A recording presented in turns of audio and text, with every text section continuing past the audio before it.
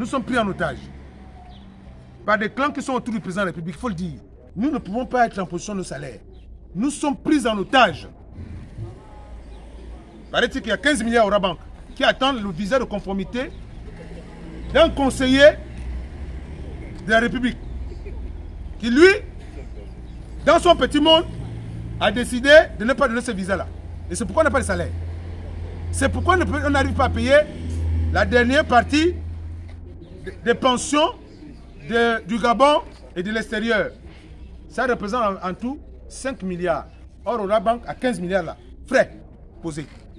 On ne peut pas nous payer parce que ce monsieur a décidé, avec son petit clan, de ne pas payer, de ne pas donner le visa de conformité.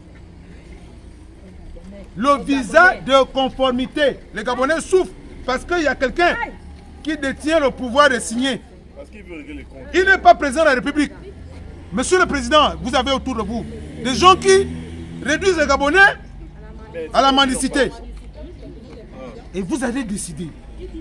Je dis à tous les membres ici, là, camarades, nous allons décider que si c'est ce gars-là, si ce sont ces clans-là qui nous gèrent, qui gèrent la CNSS, ils viendront prendre le contrôle des ordinateurs, de tout ce qu'on fait ici comme activité, on arrête le travail. Je dis à ce conseiller, vous avez la vie des Gabonais entre vous-mêmes. Mais vous n'avez jamais été élu. Le président de la République ne nous a pas désigné de gérer la Caisse nationale de sécurité sociale. Si vous voulez vous débarrasser de quelqu'un, ne nous prenez pas en otage. Les pensionnés et les travailleurs de la Caisse nationale de sécurité sociale sont pris en otage.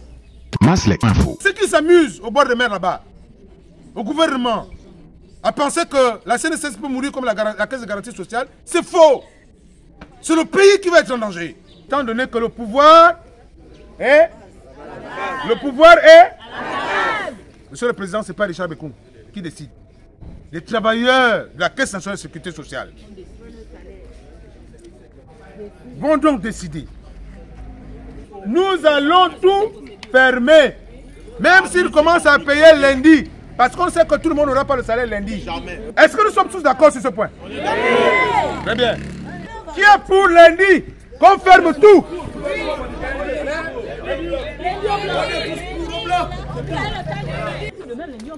Est-ce que vous êtes pour la fermeture de toutes les agences de la Caisse nationale de sécurité sociale jusqu'à nouvel ordre? Nous allons fermer la Caisse nationale de sécurité sociale à compter de lundi. Toutes les agences du Gabon vont être fermées jusqu'à nouvel ordre. Il faut qu'on nous dise si c'est la mort programmée de la Caisse nationale de sécurité sociale. Qu'on le dise là maintenant. Les recettes sont à 100 milliards. Je veux dire, les produits de cotisation, c'est 100 milliards. Mais nous dépensons à pratiquement 140 milliards. Plus tendu. Donc, quelle que soit la personne que vous allez mettre dans la CNSS en dehors de Bill Gates, ce sera la même chose. On va essayer de colmater en nous délivrant les 15 milliards qui sont là-bas parce qu'on aura placé quelqu'un qu'on veut. Au bout de 2 ou 3 mois ou 6 mois, on retombe dans les mêmes déboires, sinon un peu plus, on s'enfonce. La plus grande partie, sinon le plus grand nombre de la CNSS ne gagne rien. Le procès qu'on nous fait tous les jours, que la CNSS, il y a des salaires mirobolants, c'est faux. C'est faux. C'est pour une minorité. Donc si, la dernière fois j'avais dit, nous sommes prêts à faire des efforts. Ces efforts-là, ce n'est pas ceux qui sont en bas. Hein. C'est ceux qui sont... Voilà. Ils ont des choses, des avantages un peu compliqués. Hein? Ils ont des bases qui ne sont pas fixées par la convention collective. Donc là-bas, on peut même avoir des économies d'1 milliard. On dit le salaire c'est 2 milliards. Mais on peut avoir des économies là-bas, 1 milliard. Et puis, le ministère ne nous aide pas. Le ministère à l'époque prenait 150 millions par an.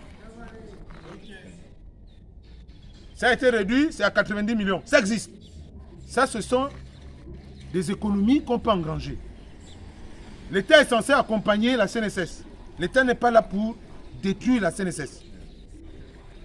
Donc quand on parle de la mauvaise gestion, l'État est responsable à travers ces démembrements-là. L'État ne paye pas sa dette.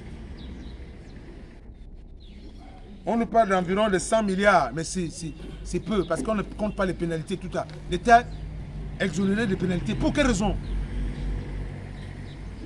Pour quelle raison l'État doit être exonéré de ces pénalités? L'État a donc une grande part de responsabilité dans la situation que connaît l'institution aujourd'hui. Vous êtes sur Masslek Info.